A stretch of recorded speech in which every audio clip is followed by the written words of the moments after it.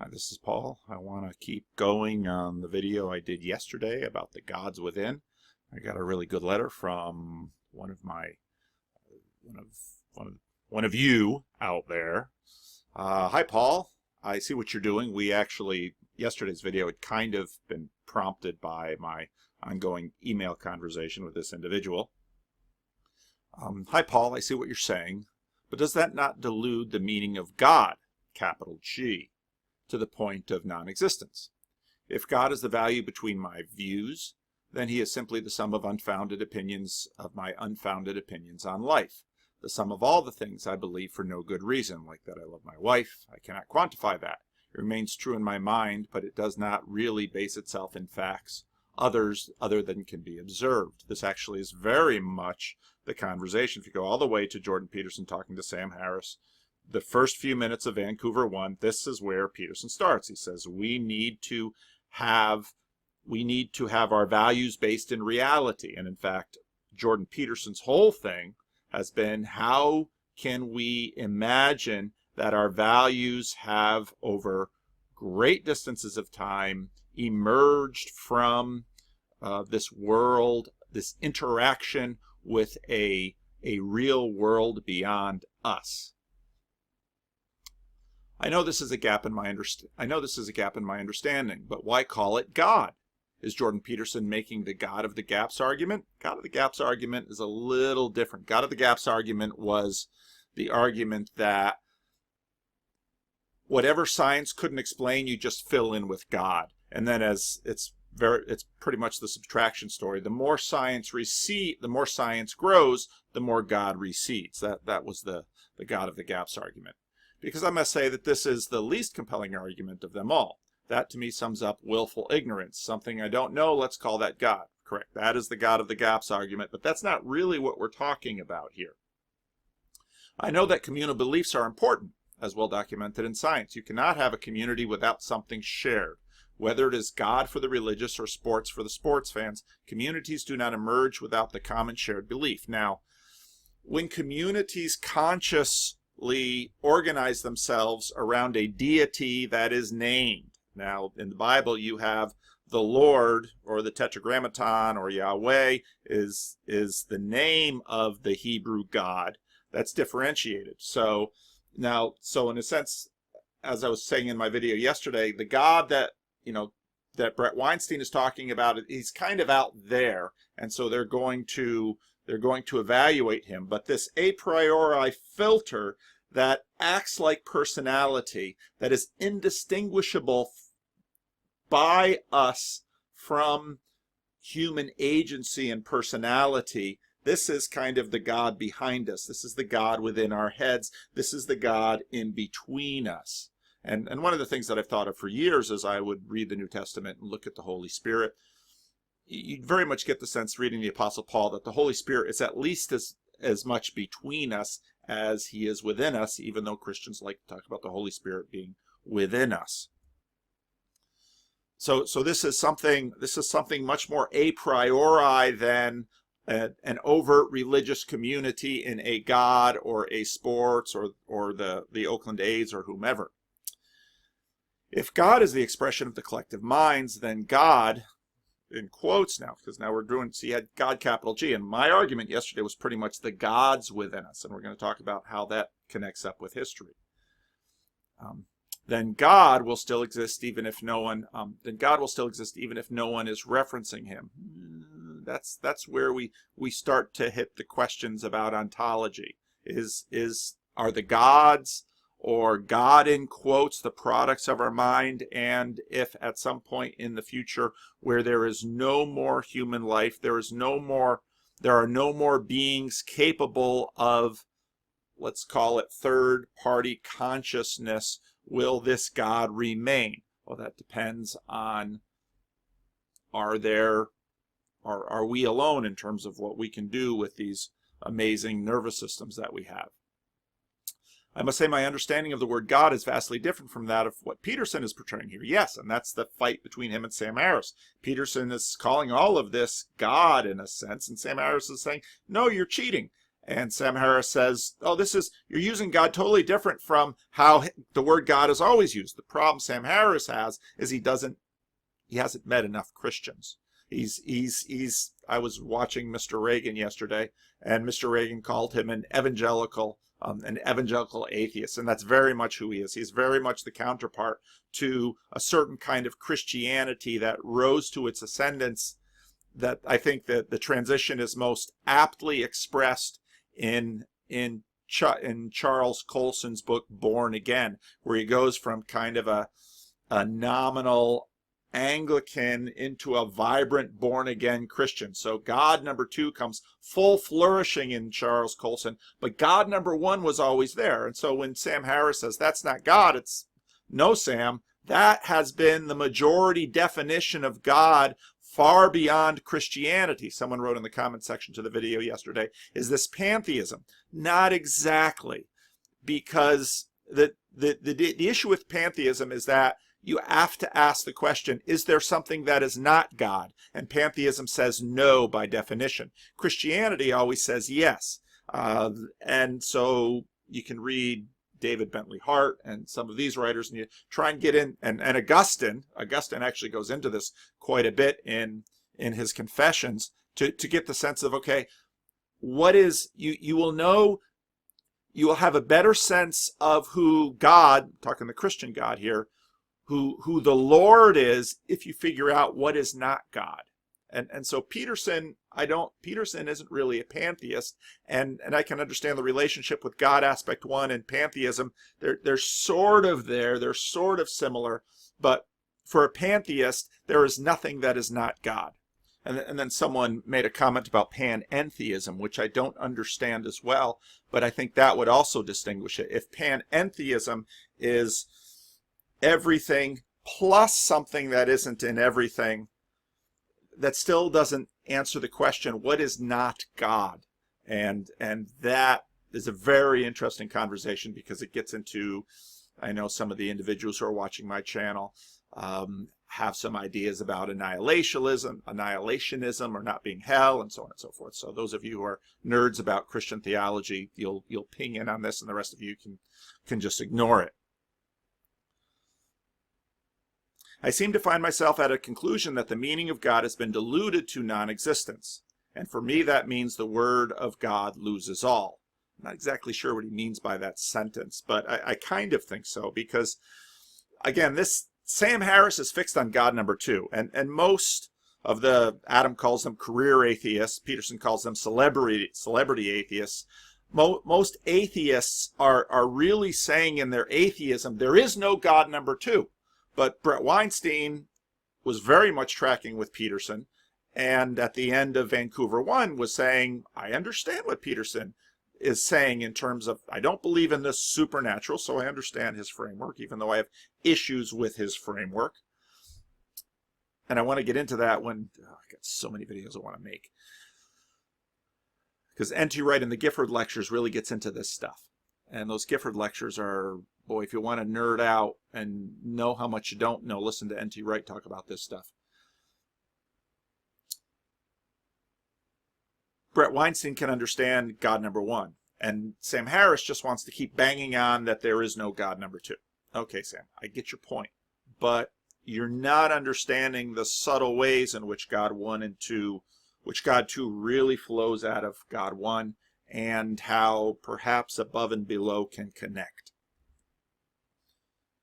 Peterson is saying God is real for some communities. It is a collective of their minds. Yes, that is God, or the gods, small g, all right?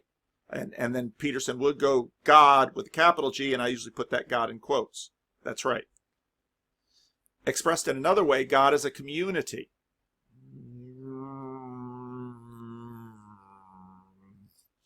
We'd have to talk more about that. Then why not simply call it community, that and leave God out? Well, because it is the, and Sam Harris at one point when they're talking talks about the intersubjective, when they're talking about values in the Elton John glass and values in the Elvis guitar. In the intersubjective world, you can understand that relationally these value connects to items, and that value is immaterial. You cannot wash the Elton Johnness off of the glass that he drank from. Now, you might decide you don't want to wash it because you're hoping a little bit of his, this gets a little gross, his lip DNA is stuck to the glass. Well, that would be a very materialist approach to the Elton John, the famous Elton John drinking glass. So, but that gets into that portion of the conversation in one of the Vancouver, I think it's Vancouver 2, where they're talking about where is value in the Elvis guitar. So it's in this intersubjective space. And if your word community had all of that, okay. But the reason we're using the word God and this is where spoken is less useful than written, the gods, is that it acts like a personality, and that is Peterson's point. It acts like a personality, and it acts like beings. And we'll get into some more examples as we go here. Why not leave God out? Well, partly because if we want to connect into the conversations with the ancients, which is a really good idea if we're trying to orient ourselves and get out of this tiny little bubble that we live in, the now in 2018, and actually have useful conversations both around the world with other cultures, but also down through time with the ancestors of the thoughts that we're thinking, Peterson's actually dealing with the better words. I have no doubt both you and Peterson have God as an integral part of your community. Well, as a Christian pastor, yeah. I mean, it becomes the subject. And again, as we get into this, we'll get further in it. That seems to be clear. For my community, that is not the case. Religion and God is never discussed. And this is where Peterson, I think, has really disrupted the world, because he's been making a compelling case that no. And this is why he's talking to Sam Harris. You don't get out of God that easily. And it's all shot through. Your gods are present. You don't go to the movies and your gods aren't there. You express your gods in almost everything you do that's relational or consequential. You can't make a movie without expressing your gods. It's the axiomatic assumptions out of that you use to filter the world, and that you use to, and that any expression you have is, should be footnoted by. That's a long rack. Perhaps you could give some insight into what you think I'm wrong. So I thought it was a great letter, and I'm not going to name who sent it to me, but I told him I was going to use it and I was going to anonymize it, and so that my correspondence with him over the last couple of days has really been helpful.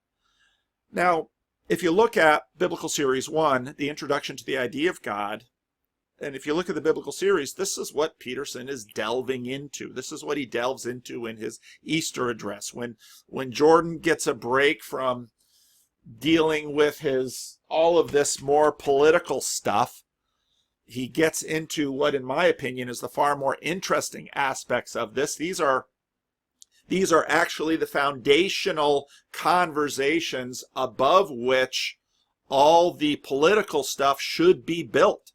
And so when he goes into the idea of God, this is what he's talking about. Now he's approaching it psychologically. And as I'm working through this stuff, I've got a clearer and clearer, a higher and higher resolution of understanding what he's meaning by that. And a number of you keep writing me about Jung. Same thing with Jung. And I'm through Peterson, I think I'm understanding Jung better and better.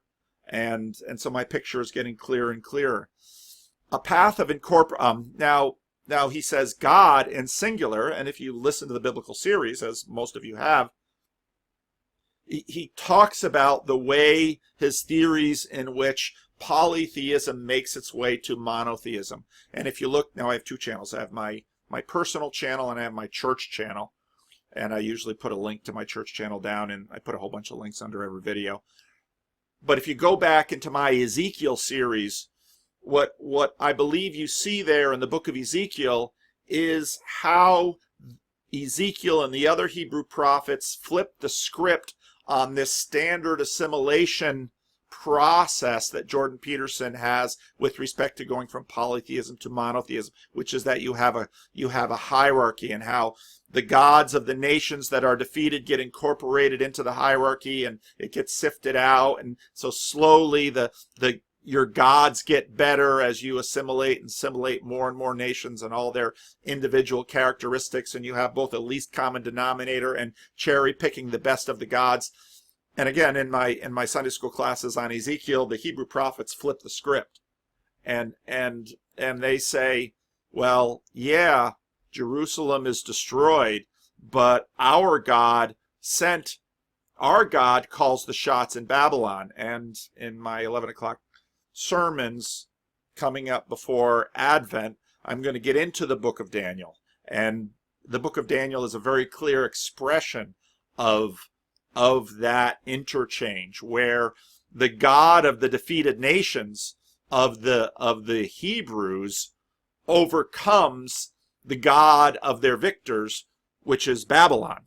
But again, this is Peterson is working on a psychological approach to God and the gods. Now I want to play some of this a priori structure conversation, because this actually very much pertains to this entire conversation, and this is from the Dublin talk. I wanted to. Okay, I got it fixed. Here we go. A little bit, if you don't mind, for a minute about rationality, because we've already agreed, I think, and definitely stop me if I'm wrong, that there has to be an intermediary mechanism between the world of facts and the world of values. And okay, this is his main goal throughout these 4 talks, because Sam Harris, and we're going to see it here, says, no, we just interact with facts. And Peterson is going to basically make the argument that's scientifically wrong. That's not how it is. It's philosophically wrong. It's scientifically wrong. We know this, Sam. Sam doesn't get it. well, since we've talked, I've been reading a variety of commentaries on Immanuel Kant. Mostly these have been written by Roger Scruton, by the way. And this is actually the issue that Kant obsessed about for most of his philosophical life. And what he concluded was that empiricism can't be right and rationality can't be right as philosophical disciplines, because you need an intermediary structure, and that we have an inbuilt intermediary structure. And that structure is what mediates between the thing in itself, the world of facts, let's say, and the outputs, the values. So then I was thinking... And we noted in my video yesterday that there's got a hard structure. It's built into our bodies biologically, the 2 hemispheres of the brain, all of this stuff we have, but there's also a soft structure. That's the interrelational. That's the stories and the socialization and how to act and all of this stuff that is developed over thousands of years, and we learn it as children, and it's in civilization and expressed in the books. And now the argument I made that this is, in a sense, God. This is the axiomatic God that, Harris says, well, that's not what we mean by God. Okay, I know you're an evangelical atheist, but this is this filtering thing, and we're going to talk about that a little bit later in the video. I mean, the truth is we don't quite agree on this. I mean, in my summary of your view of me, I would have agreed with that, but for me, it's just facts all the way down. Okay, so great. You're describing more facts. Glad to hear it, man. Yeah. Why do you need a brain then? Well, a brain is yet if I only had a brain, I just had to sing that. Another part of reality. I mean, what I mean by a fact what does it do? Anything if the that is facts the are case. just there. What does the... See, and in this sense, you see Sam Harris's monarchical vision, which is this static, timeless world of objects in space where even he himself is not there, perhaps only as a couple of eyes, as he imagined he is simply apprehending everything. But this is where, again, this is right in the first page of Maps of Meaning. Peterson says you can construe the world that way, but form for action. And so a friend of mine who's been writing me for a while, who's trying to do some really interesting projects, he says you have nouns and verbs, and you need them both.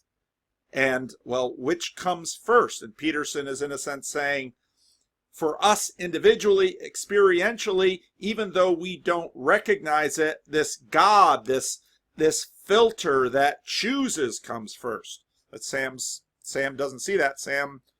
Sam's got a rather simplistic view of himself. Brain do. It has to do something because otherwise you don't need it. Oh, well, sure, it does a lot, okay. But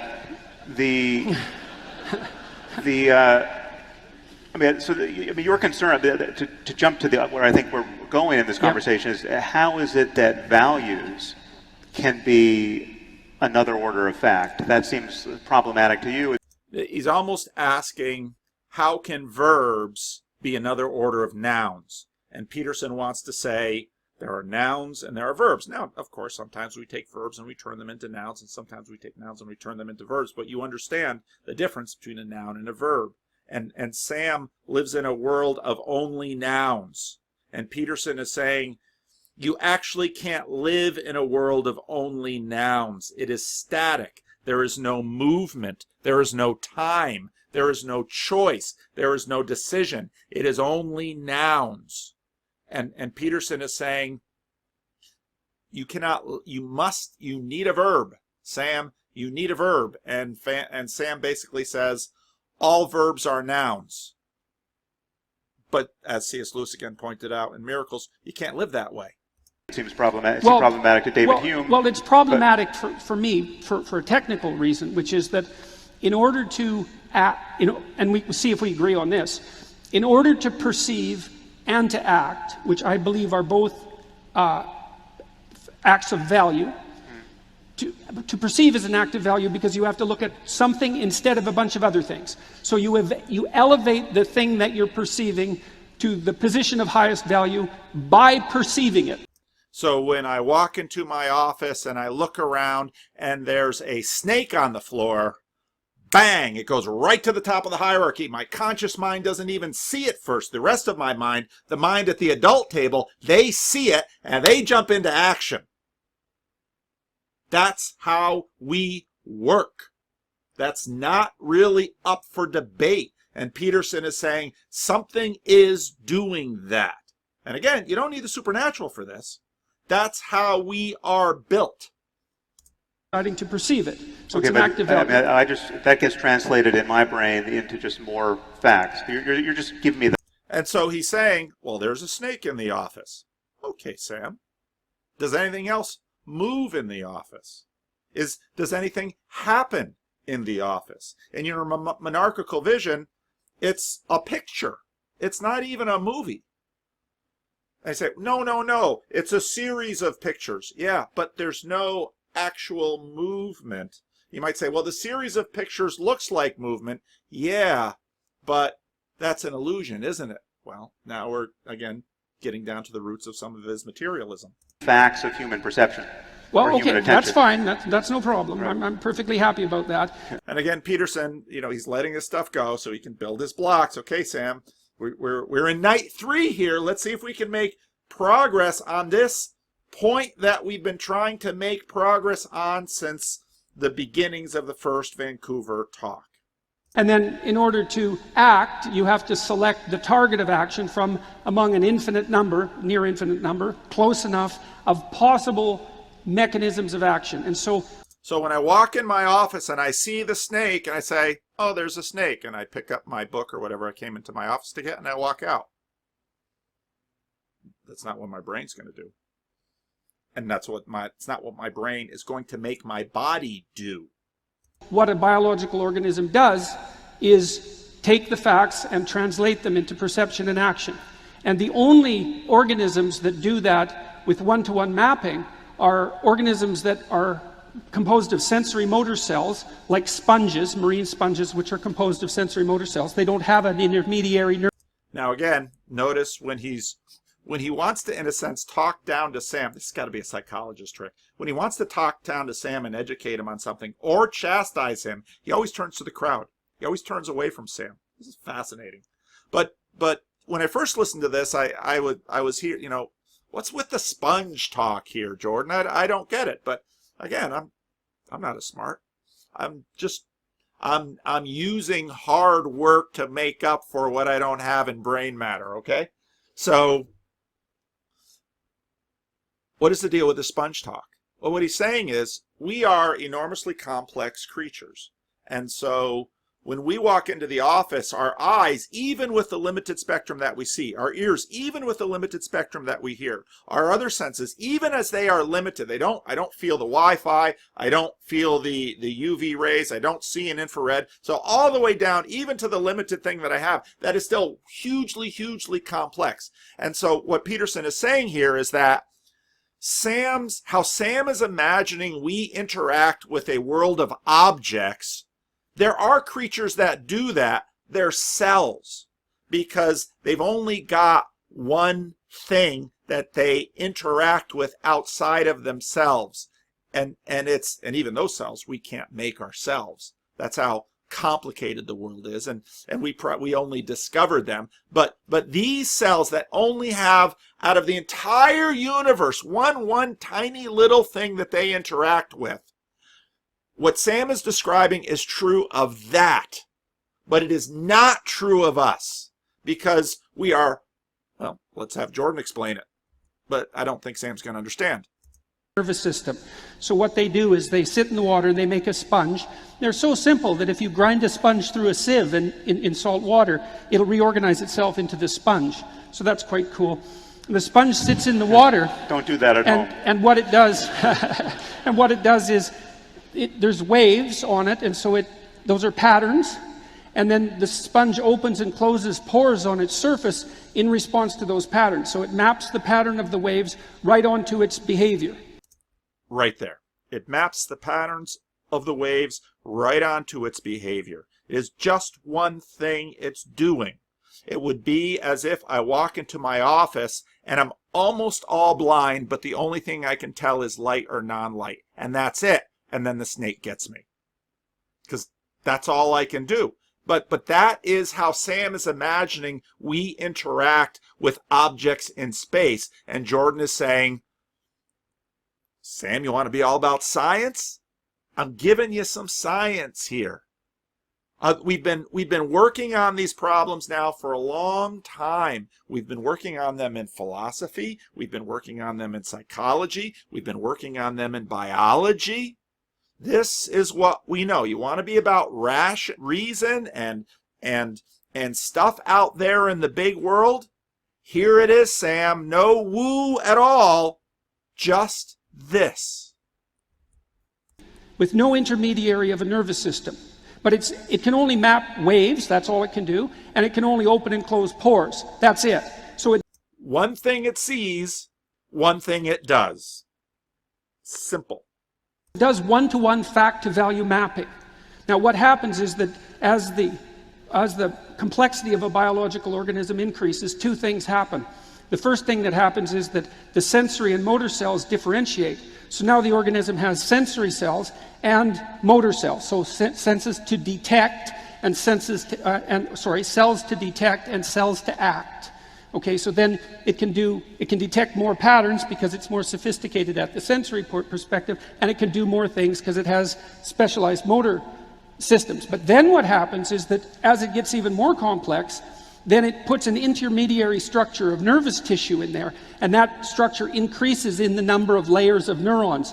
And what that means is that as that happens, and as the sensory cells become more specialized, and as the motor output cells become more specialized, many more patterns can be detected. Those are roughly equivalent to facts. And many more motor outputs can be manifested. But a tremendous number of calculations has to occur in that intermediary nervous tissue. And that's the structure that I'm talking about. Right there. So, Sam, that's how you can find God in stuff. Now, I just, I almost said his name, who wrote me the letter. The guy who wrote me the letter, that's where you, the gods, capital G, in stuff, because now that you have to map on more than one thing, and now that you have more than one action you have to do, a hierarchy must develop in order to, and Sam, now we're going to have choice, to choose what to do. And that takes incredible complexity. In fact, if you program computers, you have all these if-thens, and you put the if-thens and you nest them in a hierarchy. Because if this, then that, and then you have to say, well, if I walk into the room and there's no snake, I pick up a book. If I walk into the room and there's a snake, well, now you've got a whole bunch of other choices. Do I pick up a book and try to smash the snake? Do I close the door and run away and try to get something to trap the snake? What am I going to do with a snake in my room? They're calling me. Don't they know I'm making a video? No, they don't. So what am I going to do with what am I going to do with the snake in my room? Well, you need an incredibly complex system in order to do this. Now, I'm going to have to differentiate between a snake and a kitten. Because if I walk in my office and I see a kitten, well, now I'm going to have to differentiate between a nice little tame kitten and a feral kitten. I had to deal with anyway, lots of stories. So I'm going to have to differentiate between that. And now maybe I'm going to take the book and I'm going to kill the snake. And right before I kill the snake, I notice that this is a very rare snake. This is an endangered species. Now suddenly I am connected to an entire world, and I think, well, do I have to call someone special to trap the snake? Because, see, now the entire world is out there. It's not just me surviving with the snake. I am now connected. Telemarketer, figured. Now I'm connected to this entire world out there, which is enormously complex in decision making, and, well, now we've got persons. Now we got Uncle Sam. Remember what I talked about? Something sufficiently powerful, something sufficiently complex. We personify it. We do it intentionally. Does Uncle Sam exist? No. Then who drafts you into the army? Well, the government. Well, the government and Uncle Sam, they're two names for the same thing. Does the government act like a person? Every time you say, I want the government to stay out of blank, you're personifying it. Okay? It's become a god, small g. It's become an actor. It's become and so Peterson has right here broken down why and how all of this developed and why Sam is wrong. He's just wrong about this. That structure exists, and it translates the patterns into motor output. And it doesn't do it on a one-to-one basis because there are more patterns, more facts, than there are motor outputs. So what has to happen is this tremendous plethora of facts that surrounds us has to be filtered to the point where you pick a single action, because you can't act otherwise. And so the mechanism that reduces the number of facts to the selected action is the mechanism that mediates between facts and values. And it's not simply in and of itself, it's a fact that exists, but it isn't a simple, that what it does isn't a simple fact. You can't explain it. You can't understand it. He just did explain it in a sense, but he doesn't exhaust it. He doesn't, why not? Now we'll give Sam some credit. He's sitting on a stage, and I've had the luxury of hearing this a number of times and thinking about it and sifting it through. And even so, it's taken me a while to see through what Peterson is doing. What does Sam have his degree in? Why not? Why, well, for the same reason that you can't... I mean, Look, for the same... Turn to the crowd.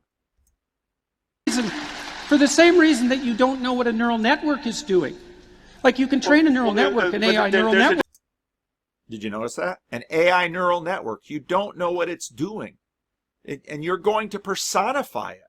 I mean, for Pete's sake, we personify the Diligente talk. We personify our lawnmowers. We personify our phones. We personify our cars. We personify our government. We personify the universe. Verizon Lisa says, thanks, universe. There's a distinction between facts and facts that we know, right? There is, whatever it is the case, right? So now Harris is going to say, it's just nouns. Any verb you throw at me, I can make it a noun. Okay, Sam, but that isn't helpful, because if all you have are nouns, well, why don't we just say, any noun you throw at me, I can make it a word. Any word you throw at me, I can make it a fact. Any fact you throw at me, I can call it an elephant. Doesn't help. And then there's our understanding of it and our misunderstanding of it. So there are many things that we think we know that we're wrong about. There are many things that we are aware. And where does this point come from? Have you not? Rationality is about following in a train. And it's like Peterson is going along, making a chain for you, Sam. And Sam's like, yeah. We're ignorant of. And there's this larger space of reality that we're struggling to engage with. And it may in fact be the case that in evolutionary terms, I mean, we know it's the case that we have not evolved to understand reality at large perfectly. That's not the sort of monkeys we are, right? And you could even argue that one cognitive scientist who some of you may have heard of, Donald Hoffman, is arguing now, very colorfully that human consciousness, or the human mind, is actually evolved to get things wrong in fairly specific ways. To get things factually wrong. And in fact, Donald Hoffman, I think, strengthens the point that Peterson just made, that we have to, there are intermediary levels between us, whatever us is, and this is the guy that says, well, I can take psychedelics and get rid of me. Well, that's helpful if you're living in this static monarchical bubble. And Hoffman makes Peterson's point. So as to maximize survival, and that was the argument I made in our first discussion. No, but here, no, it was not quite, because this still preserves the difference between getting things right and getting things wrong. And nowhere in what Peterson described does he say that even that sponge, that he says, we don't get things wrong. That's not the point he's making. It's not germane to anything Peterson just laid out. His argument is that getting things truly right, having a nervous system and a cognitive architecture that could really understand reality, quote, reality as it is, would be maladaptive. And he has.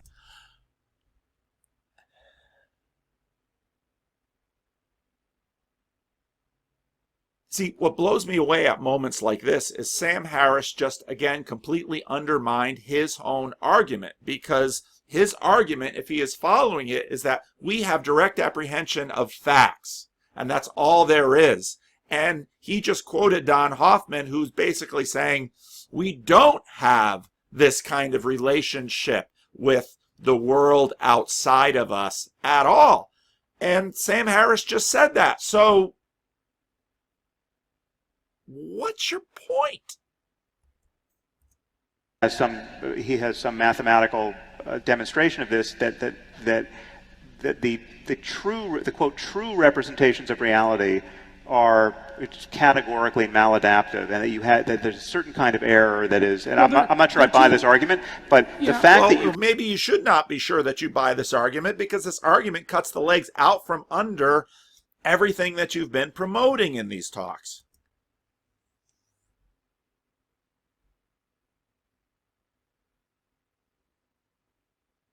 Can make this argument, the fact that you can differentiate the adaptively useful misunderstandings versus a true understanding that's maladaptive. The fact that we can even talk about that demonstrates to me that we have this larger picture of what is in fact true, whether we know it or not. And this is what religion gets so catastrophically wrong. Religion gives you some other mechanism whereby to orient yourself. In this case, revelation. Religion does provide those functional simplifications. That's but purpose. they're simplifications appropriate to the Iron Age. See, now we've jumped back to the Brett Weinstein talks that Brett Weinstein was saying, well, these are appropriate. Well, that's right. Peterson's going to say, yes, that's right. But religion is, in fact, again, has always, in a sense, been a heuristic that we have, that has emerged. Again, I'm talking all from the bottom here. This is Peterson's big agenda that has emerged from below. Well, some of them are. If then. Some of them are, for sure. And that's why we have to have this discussion. because mere revelation and mere tradition is insufficient, and I truly believe that we can agree on that. But back to the biological argument. So okay, so Sam, yeah, okay, well, let's keep playing with the blocks here. Let's keep building something. Because I thought that tonight I would make a very strictly biological argument, is that, so now the question is, now you've got your sensory systems that are detecting the world of facts, and you have your motor output system, which is a very narrow channel, because you can only do one thing at a time. And that's one of the things about consciousness that's quite strange. It's a very, very narrow channel. So you have to take this unbelievably complex world, and you have to channel it into this very narrow channel. And that's right. So I walk into my office, there's a snake on the floor, my biological system has me jump back, and then the adults at the table say to the children's table, there's something you need to look at and think about and make a report on. But I know that takes you a while. In the meantime, we just saved you.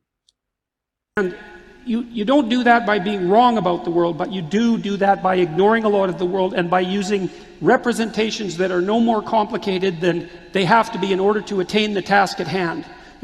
I walked in the office and I had a book in my mind, and I knew roughly where the book was in my office, but I didn't even, my eye never, normally, if I had walked into the office and there weren't a snake there, my eye would have gone over to where I'd expect the book to be, and then my body would have walked in and my hand would have reached out and it would have grabbed the book.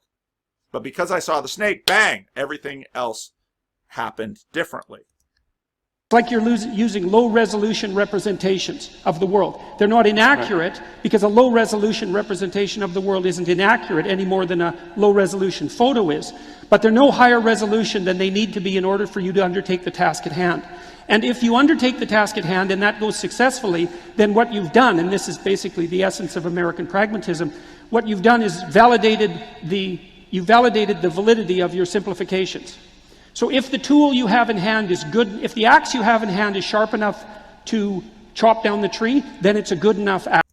Now, so I walk into the room and, maybe there was a mouse that darts across the floor, or maybe it was just a shadow, or maybe just the light hit things wrong, and my snake detection systems thought there might be a snake.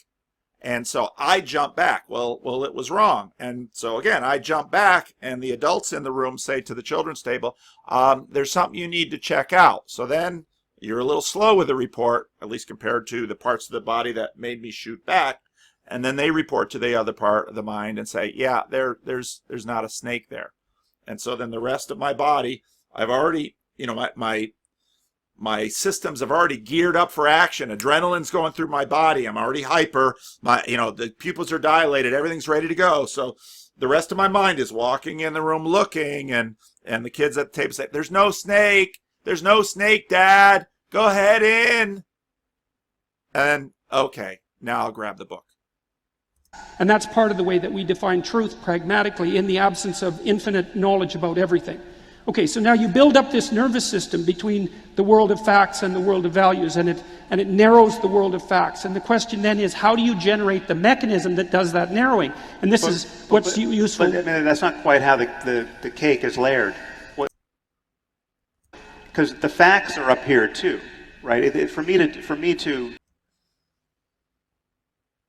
even notice that you're a person, right, or to attribute beliefs to you, or to have a sense of being in relationship at all, this is one of those higher order interpretive acts based on a many-layered nervous system. Now, forgive me if I'm wrong. I just can't follow Sam in any of these rebuttals to what Jordan Peterson is laying down. Yes, right. It's not only bottom up. But it's bottom up and it's top down. Yes, but facts are also on the top, right? It's not that we have facts here and values here. Well, I think what I'm trying to do... You can't get to a fact, but through going through a process like this. I think what I'm trying to do, I think, maybe, or it's one way of thinking about it, is that you're positing that we can use rationality as a mechanism for mediating between facts and values. I believe, because otherwise there's no use for rationality. We can just have the facts. But it's a process. It's even simpler than that. It's just that for me, and I think for everyone, if they will only agree to use language. Did you hear that? Verbs are simply nouns. about experience. Now again, verb and value are not the same thing, and some of you might jump on that, but the verb is in a sense the part of the value that you can see in the world Sam is paying attention to. It's not a self-report, what I feel. It's what I actually act on. It's the basis for my actions, or it's the actions themselves. Yeah, but they're not simple. That's No, the problem. no, and neither are the goods and the bads. But some are very simple. Having your hand put on a hot stove is incredibly simple. And you Not if it'll save your child if you do it. Well, yeah, but again, the unpleasantness of it. Right. Go ahead. Peterson just made his point. Because if your child's in danger and let's say something hot has fallen on your child, and the only way to save your child is to reach down and grab that hot thing, and you know very well your little conscious self from the children's staying is saying, you're gonna burn your hands, and the parents' table is saying, grab it. Why? It's when, again, I'm driving in the car with my father before seatbelts, and I'm sitting in the front seat as a little kid, and Dad sees a car coming, and when I taught my kids to drive, I'm sitting in the passenger seat of my regular car where there's no brake pedal, and it's like bang, my foot just keeps hitting the floor, and the children's table is talking to the adult table, say, you don't need to move your foot, and the adults say, shut up, our life is in danger, that kid doesn't know how to drive. Well, my father's like, out goes the arm. Well, we never hit the car. We never hit a car, but out went the arm. That's how we work. And so Sam says, but if you put your hand on a hot, well, then you take it off. Not if everything has been wired that you see the incredible value of that child that you love, or even any child, and you go into that burning building and you grab that burning thing and you pull it off, and you know your hands will never be the same again, but the value of the life of that child, which has been built into you not only biologically, but through centuries of value and even through religion, well, what would you say? Well, God, I had to go in there because of God. Any religious person will say that. And in a sense, they have a better argument than the non-religious person that says, I just had to save the kid's life. Why? Well, because kids are important. Well, now we're getting into religious territory here. This is where we're going. All right.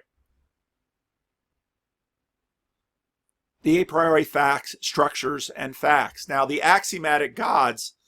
What is the daemon of Socrates?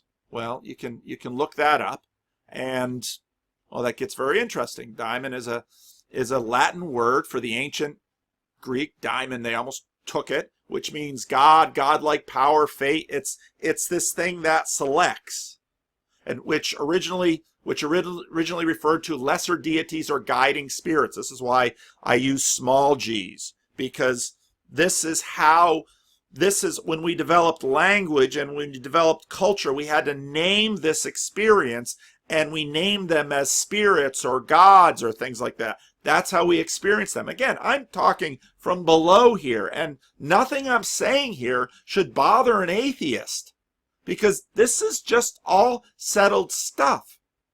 The word is derived and then from provider or divider. Well, look at Jordan Peterson's axiomatic God.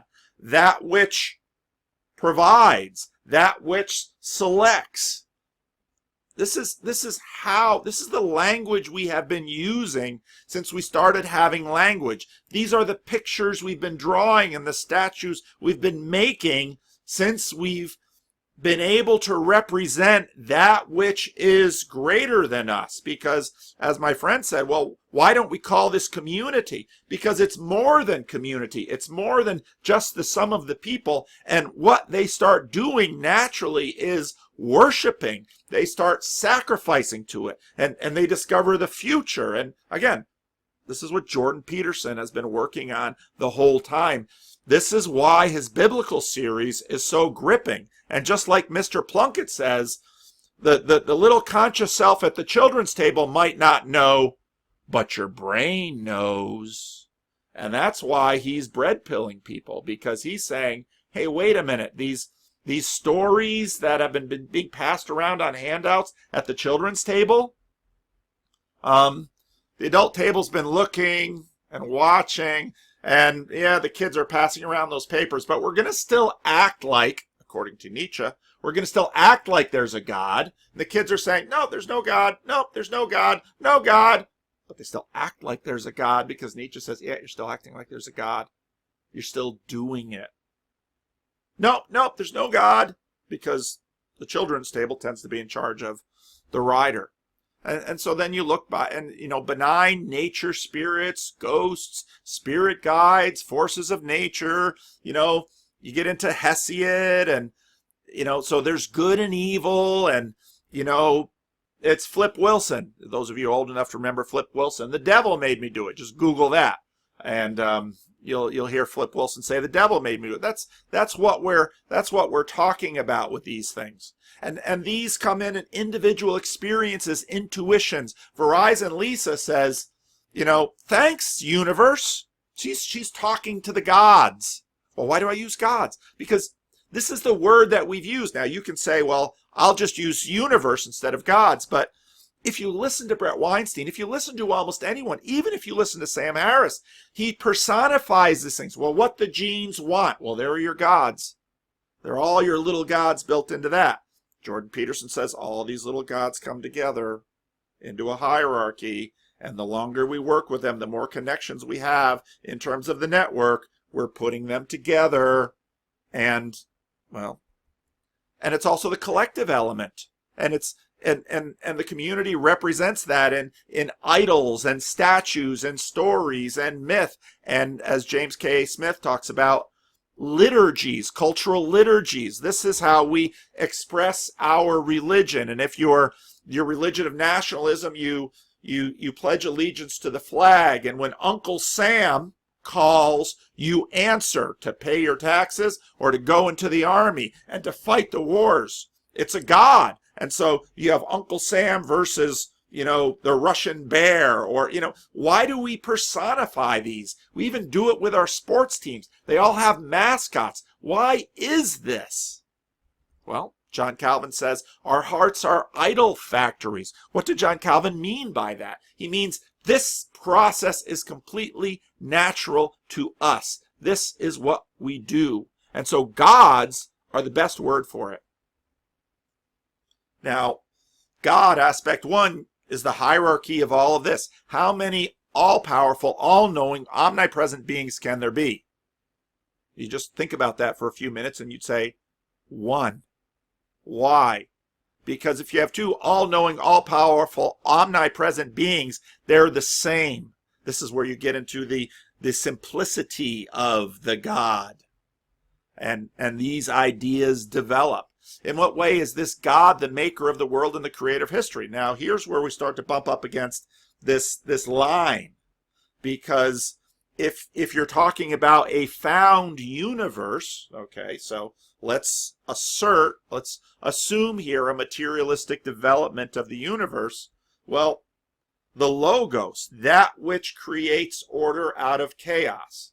Well, how does, you get into Jonathan Haidt here, how does the image, look at the book of Daniel, how does the image in the center of the village create order out of chaos? Nebuchadnezzar says, when the music plays, everyone must bow down. And Shadrach, Meshach, and Abednego say, no, I won't. You must be killed. You are bringing chaos into my tyrannical order. And Plato's Republic. This sheep herder wants to be king. Sorry, you have a function. Fulfill it. If you can't fulfill it, we're going to kick you out of the city, if not kill you. This is how hierarchies and order and gods develop. This is the logos. It's the order out of found chaos. It's still agnostic in terms of source for the material world. Nothing supernatural about anything, but we're getting up here to the line. This is all from below. But that's when they start talking, and Brett Weinstein says, you can pray to this God. I played this in my last video. And Jordan Peterson says, and this God will bloody well answer. But we don't know where it comes, and Sam Harris agrees. Oh, where does it come from? Some comes from the same place that fictions comes from. But now, talk to a writer, and what do they talk about? My muse. And sometimes their muse might be another human being, but often their muse, well, where did that word come from? It came from the Greeks. They talked about the muse. Well, why do we personify it that way? Well, because we can't help but. Because, again, something sufficiently powerful, something sufficiently complex, something sufficiently germane to our life, we personify it. We have to, because we have to integrate it into our story. Because, again, story is what we are.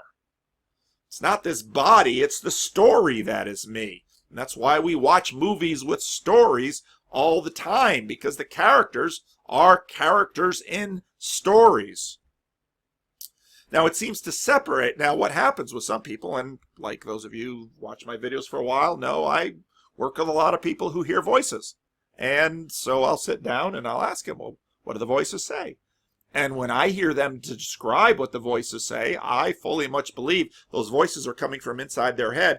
What they are doing is actually hearing their consciousness committee. They are hearing the Jungian cloud of witnesses between your ears, or at least within your body, the internal ones. And they're talking to themselves, but they can't distinguish.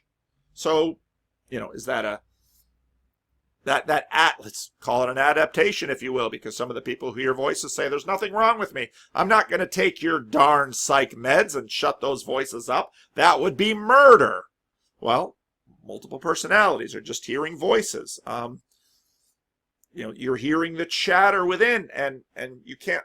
The conscious self is then fractured or not whole, and we look at this as a malady, as a disorder. But those voices are coming from somewhere. They're not coming from the children's table.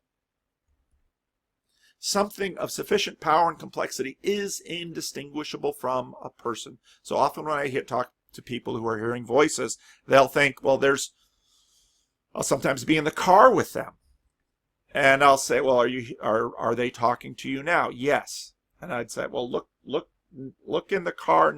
Is that them talking? No. Well, they can't point to anyone talking, but they tell me that someone is talking. Are they in the back seat? No. But someone is talking. Oh, and here's the thing that you would think, okay, let's play Sam Harris. Well, I will reason them out of the voices talking. Good luck, bucko. It ain't gonna happen. How do I know? I've tried. I'm in the car with them. I'm saying, let's use reason. We're driving 50 miles an hour down this road. If someone was outside of the car talking, 5 seconds from now, even if they were screaming with the windows up, you would never hear their voice. You look in the back seat, no one is there. Who's doing the talking? Please tell me. I'm not going to talk a person out of this. Why? Because their experience of it is as real as any experience that we have. You're not going to reason it away. It's indistinguishable from a person. Now, my friend writes, doesn't this get rid of God? He said, no. Let's differentiate between God, meaning the Christian God, and the gods. The gods are all around us. The gods are between us. The gods are in our music. The gods are in our movies. The gods are in our culture. The gods are between us. They've been built into everything. And it's all part of this system that Jordan Peterson is trying to lay out to Sam Harris. That system is getting expressed.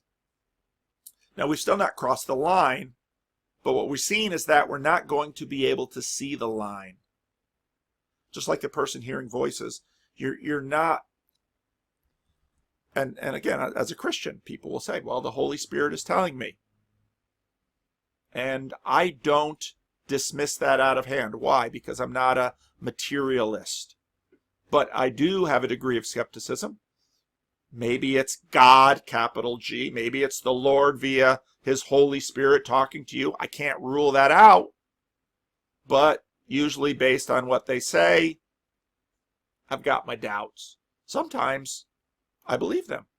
Now, if you go back to my Sunday school lesson, the last few Sunday school lessons where in the very early church we're going through 2nd, 3rd, and 1st John, we're trying to figure out these pieces because prophets arise. And so I was reading the Didache, however you pronounce that dumb word, the Didache, where it's this ancient manual from the late 1st, early 2nd century, which tells them how to deal with these traveling prophets who come in and say, the Lord, thus saith the Lord, give me $1 million. And basically, this manual says, if they're doing that in spirit, kick them out. And it's like, yeah, kick them out. Well, why would you say that? Could God not tell them to give you $1 million? No, God could. But most of the time, they're a con man. And they're using reason. They're using reason, and they're putting their world together, and reason is a part of this. And so if you read that ancient document, you'll see a lot of reason in it. And it was just last week's Sunday school lesson. It's my introduction to the book of 1 John. You know, I walked through it, and everybody in the class could see it. It's not hard to see. But we can't see the line. Just like my friends who are hearing voices, they have difficulty distinguishing the voices. So what is natural and what is supernatural? How are you going to know? Well, you're going to look at patterns, and you're going to look for authorities. Well, what are authorities? They're trusted. They're patterns that have been trusted by ancient people. And Sam keeps talking about revelation. At some point, we're going to have to talk about that word, because Sam has a point in that, well, here's a book. This is why I keep talking about organic inspiration. Read Herman Bavinck. Organic inspiration. Well, what is organic inspiration? They're just like you can't find Elvis in the guitar, you're not going to find in that same way God in the Bible. You can't extract DNA and say, oh, here's a little bit of God. God's not that kind of creature. You can, I don't have a physical copy of Lord of the Rings in my, I can hold up Lord of the Rings and I won't find any Tolkien DNA in it. Now, if I use DNA as a metaphor, you'd say the Lord of the Rings is full of Tolkien DNA. Yeah, but you're not going to find anything in the copy. Well, why? It's not the medium. They're different things. As we said, these things are indistinguishable from persons. Watch the movie Her. A man falls in love with his operating system, and I've only seen like the first third of the movie. And what's interesting is that as I was thinking about this, I was thinking, yeah, if AI keeps getting better, why would you want a real woman who has rival needs and issues and perspectives rather than a computer OS that will always tell you exactly what you want to hear based on all the information they're getting? Now we can get into the original Star Trek I Mud episode, but this is where we're at. We're almost at there, but it's indistinguishable. I might say, well, boy, you're a Christian pastor, you're talking about this? Look up John Calvin's Sensus Divinitatus. Also refers to the sense of deity, or seed of religion, as a term used by the French Protestant reformer John Calvin. Paul Vanderklay, where'd you get this stuff? I didn't learn it as is. I'm taking what I knew from John Calvin and what I'm learning from Jordan Peterson, and I'm putting it together to describe a hypothetical human sense. Well, maybe now it's less hypothetical. Instead of knowledge of the environment, as with, for example, smell and sight, the Sensus Divinitatis is alleged to give human beings a knowledge of God. Oh my.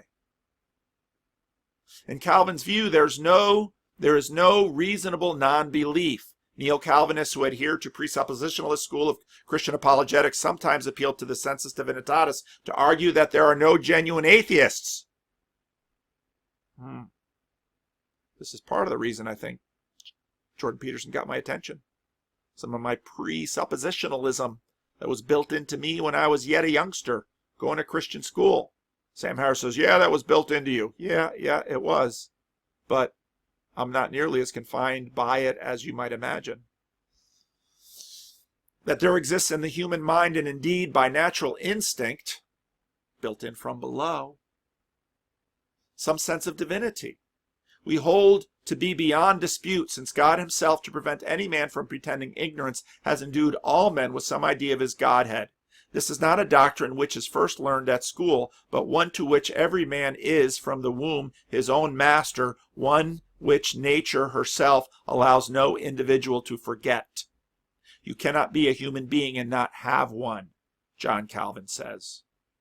Analytical philosopher Alvin Plantinga, not Plantinga, Plantinga, of the University of Notre Dame, and before that Calvin College, posits a modified form of the sensus divinitatis, whereby all have the sense, only it does not work properly in some humans due to sin's noetic effects. See Reformed epistemology. Jonathan Edwards, the 18th century American Calvinist preacher and theologian, claimed that while every human being has been granted the capacity to know God, successful use of these capacities requires an attitude of true benevolence. So, what do you think? Is there or isn't there? There's a sort of a philosophic concept that a sufficiently advanced civilization will be able to create a simulation. Yeah, maybe you've answered this before.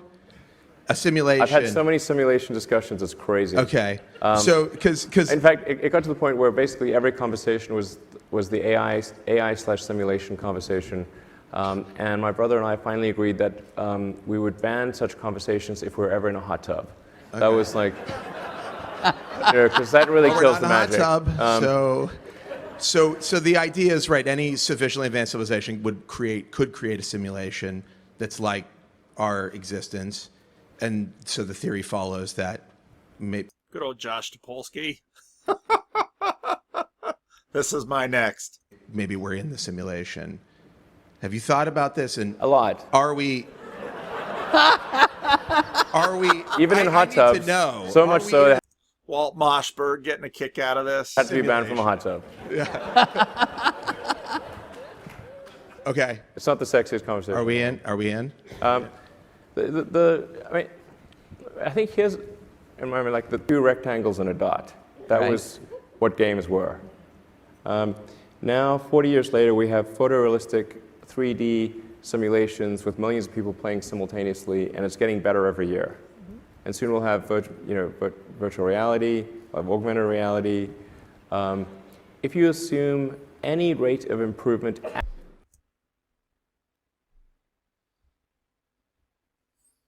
I think that's an argument for the existence of God. But it's not a new argument. Dorothy Sayers made a similar one. Can Frodo know Tolkien? Now, we have a sense of the verbness of a computer simulation, but a book has just as much verbness. It's just a computer simulation is a little bit more advanced. Again, when we watch computer games, these things get, in some ways, indistinguishable. Not quite yet, but this is AI.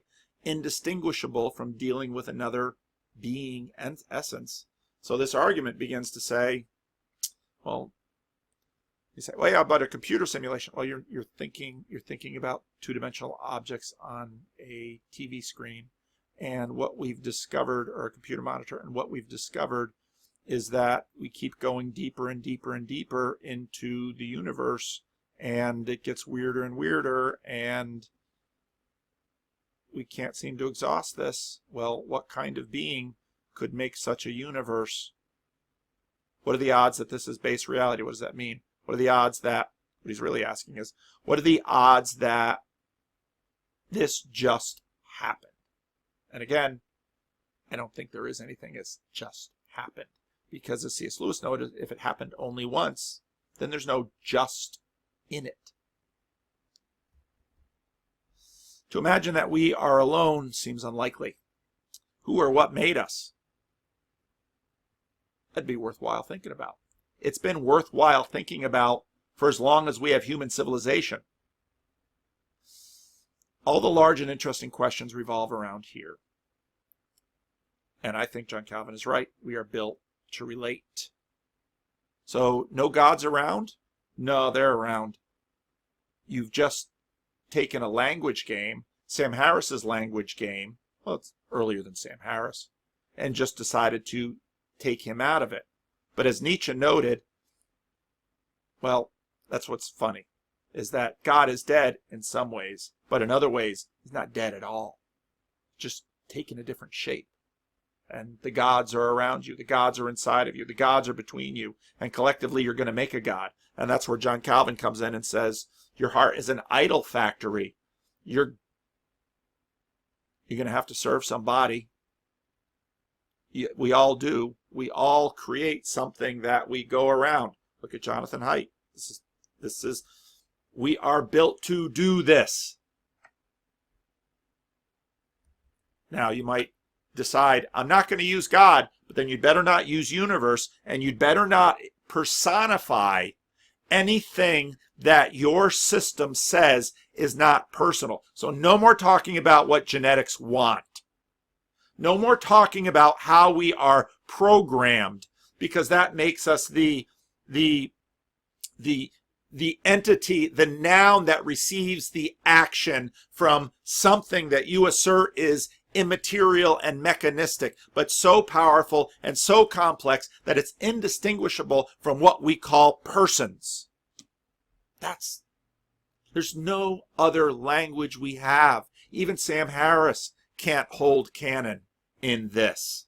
That's the point of the paper, the Heretic, that I've read on a bunch of videos past about Thomas Nagel. That's the point of C.S. Lewis in Miracles.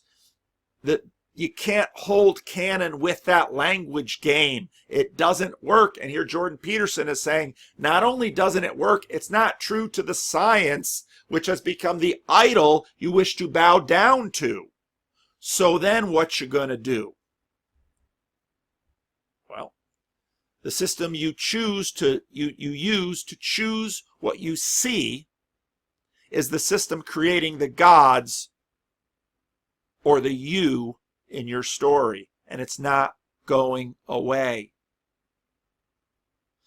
It seems reasonable that it's connected to a larger story.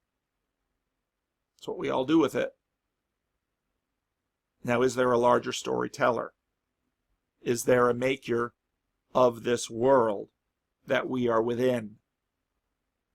Did that maker have design goals for this world?